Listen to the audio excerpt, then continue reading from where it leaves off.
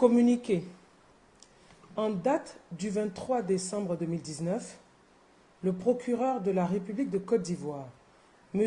Adou Richard, lors d'une déclaration télévisée, a indiqué que l'ex-président de l'Assemblée nationale de Côte d'Ivoire est sous le coup d'un mandat d'arrêt international au motif de tentatives de déstabilisation et de détournement de deniers publics. Le président de GPS tient à informer l'opinion nationale et internationale de la vacuité de ces charges.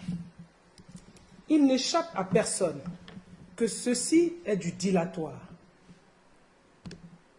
En réalité, toute cette entreprise vise piteusement à écarter M. Guillaume Kibafori Soro de la course à la présidence de la République pour l'élection de 2020. Toutefois, au nom de la manifestation de la vérité, M. Guillaume Kibafori Soro s'exprimera clairement et avec limpidité sur chacun des faits. Pour l'heure, nous tenons à préciser à l'opinion nationale et internationale qu'en ce qui concerne l'opération immobilière d'une résidence pour le compte d'une société civile immobilière, elle s'est effectuée en 2008, du temps où M. Laurent Gbagbo était président de la République de Côte d'Ivoire, M. Guillaume Kibafori Soro, Premier ministre de la République de Côte d'Ivoire, M. Feu Charles Kofi Dibi, ministre de l'économie et des finances de la République de Côte d'Ivoire, M. Amon Tano Marcel, ministre de la construction de la République de Côte d'Ivoire. Aussi, convient-il d'inviter M. Alassane Ouattara à faire preuve de la même clarté et limpidité relativement à certaines opérations financières du Trésor public pour son compte dans la période équivalente, à savoir, quand M. Laurent Gbagbo était président de la République, M. Guillaume Kibafori Soro, Premier ministre, M. Feu Charles Kofi Dibi, ministre de l'économie et des finances, M. Koulibaly Tiemoko Mélié, directeur de cabinet du Premier ministre Guillaume Kibafori Soro, actuel gouverneur de la BCEAO, et M. Fofana Isiaka, directeur financier de la primature. En ce qui concerne l'accusation fallacieuse de déstabilisation qui reposerait sur un enregistrement audio, M. Guillaume Kibafori Soro tient à rassurer les Ivoiriens qu'il reconnaît une seule déstabilisation, celle du 19 septembre 2002, pour le compte de l'actuel président de la République, M. Alassane Dramane Ouattara. Ce pourquoi d'ailleurs, il continue à demander pardon au peuple souverain de Côte d'Ivoire.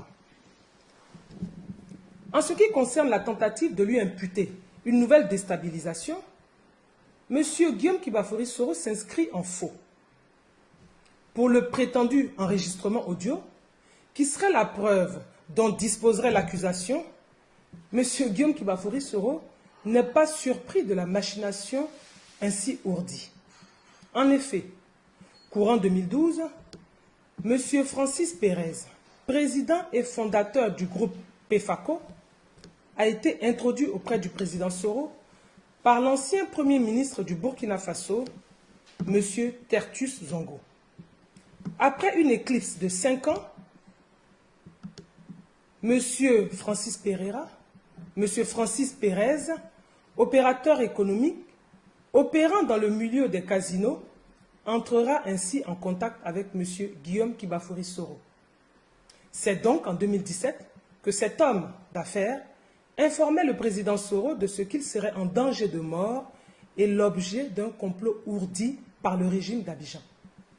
C'est ainsi que M. Francis Pérez proposait ses services à M. Soro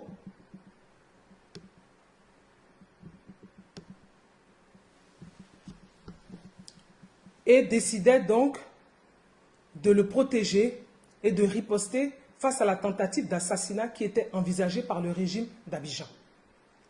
Suspicieux, M. Guillaume Kibafori Soro fera participer à l'une des rencontres un diplomate et un agent des services secrets d'un pays européen à qui il était régulièrement fait un compte-rendu aux fins de contribuer à garantir l'intégrité et la sécurité du territoire ivoirien. M. Guillaume Kibafori Soro, qui s'exprimera plus longuement sur le sujet, apportera les éléments de preuve, notamment des emails, et indiquera les différents témoins, l'identité des différents témoins. Cette opération d'espionnage, comme on le découvrira par la suite, a été orchestrée par le régime d'Abidjan en vue de cueillir M. Guillaume Kibafori Soro, comme on le dit d'ailleurs dans le jargon du renseignement. Peine perdue.